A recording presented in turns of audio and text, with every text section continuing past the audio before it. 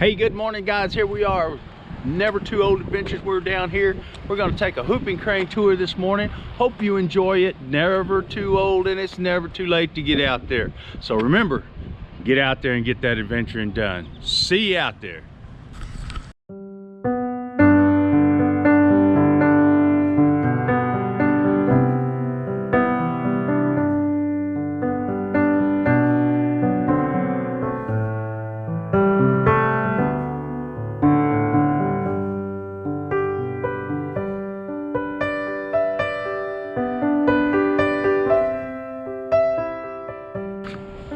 All right, well, what kind of vessel are we going to be going on? Well, look at here. This is what we got right here. This is called the Uss Skimmer.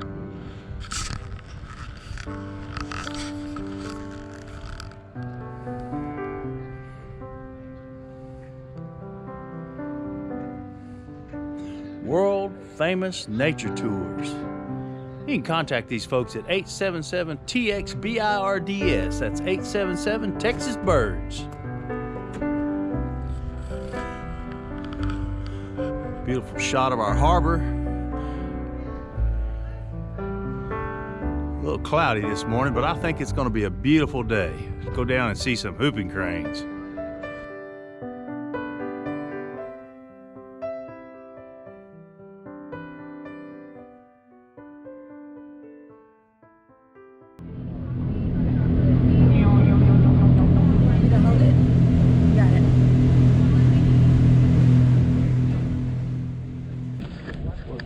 See if there's any of those snowy plovers we were talking about. There's a black-bellied plover. If you look back on the reef, kind of center, just behind 9 o'clock, he looks like that willet, but he's got a short, stout bill. Black-bellied plover. He doesn't have a black belly at this time of year. He will have black patches under his wings when he flies. That bird changes more than just about any bird in breeding plumage. Bunch of double-crested cormorants and a ring-billed gull, 2 ring-billed gulls. A little bit larger gull with yellow legs, black band around the yellow bill. Ring-billed gull. Everybody got all those? That wants all those? There's a raptor up in the tree in the corner of this levee. Now, don't you think it's a great spot for a raptor to sit? Look at everything you can see. This is a crested caracara. Oh, yeah. Got a flat head with a white neck, white front. Caracara is a member of the falcon family, but he eats like a vulture. He's a carrion feeder. For the most part, a little more aggressive than a vulture. Crested caracara. I always think there should be a raptor in that tree. Yes, right. Long-billed curlews spend their summers up in the Central Plains. Somebody told me the other day, who's a shorebird expert, said that they don't use those long bills up there, they just eat buds. Don't have any holes up there to stick those bills in. It's only so when they're down here in the winter. Another great blue, 2 great blues. Like I said, you'll see a lot of those today. This tall grass is called Spartina, and it has been very, very happy. We had a lot of fresh water from rains this year, and black mangroves have frozen back, so they're not inhibiting them. There you go. Got a family of cranes over there. You've got some shorebirds working along the shore here. Appropriate. These are spotted sandpipers. You usually don't see a bunch of them together like that. Get a little closer to those cranes and hook you up.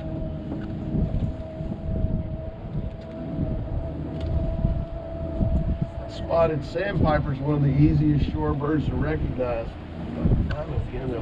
They have a stutter flutter. They flap and stop, flap and stop. When they land, they'll pump their tails up and down. These whooping cranes stand 5 feet tall. They have a wingspan of 7.5 feet. And they come here from Wood Buffalo National Park up on the north end of Alberta in Canada. They come here every year to eat blue crab. Blue crab is the #1 diet of the whooping crane while it's here. Doesn't have good blue crab numbers, it will not have a successful nesting season the following year. The number of blue crabs that are available to these birds is directly related to the amount of freshwater inflow we get from the Guadalupe and San Antonio rivers to our north. The more fresh water, the more blue crabs. Now you'll notice there's 3 of them out there. The one with the dark feathers is the juvenile. And this is what you'll typically see is 2 adults and a single chick. Oh, you can stand up. They're hiding back. They're right over there. In the foreground here, we've got an American white pelican doing what they do. That's our migrant pelican. Comes from all points north and west, much larger than our brown pelicans. He's got a wingspan of up to 9 feet. Big old bird. They don't They like dip. the brown dog. Yeah. Now those babies are hatched in May or June. They can fly in about 90 days. They make the 2,600-mile journey here when they're 4 to 6 months old. And they'll stay with the family through the first year. When they get back to Wood Buffalo in the spring, the family will run them off and they'll join a group of subadult birds called a cohort. And this cohort's where they learn how to smoke cigarettes and drink beer. And they'll stay in these cohorts with a couple of ducks. Let's see what we got. Shovelers, big old beaks on them. Flying out in front of us, look like a couple shoveler hens.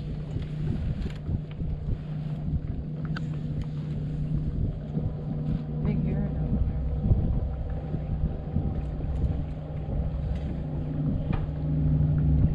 Now, this is the only wild, migrating, reproducing flock of whooping cranes in the world. This year, they estimate that there is about 500 birds in this flock. Ain't no stinking way, but that's what they say, so that's what we'll tell you.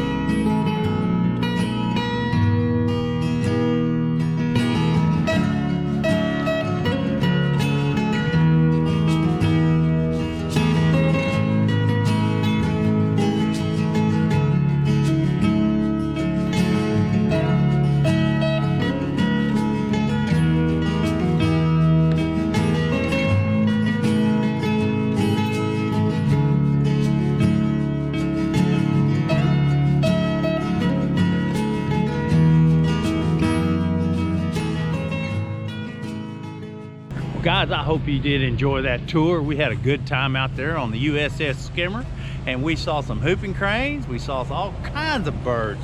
So make sure you make it down here to Rockport, Fulton, and come out on the Uss Skimmer and take the birding tour. Have a good time. See you out there.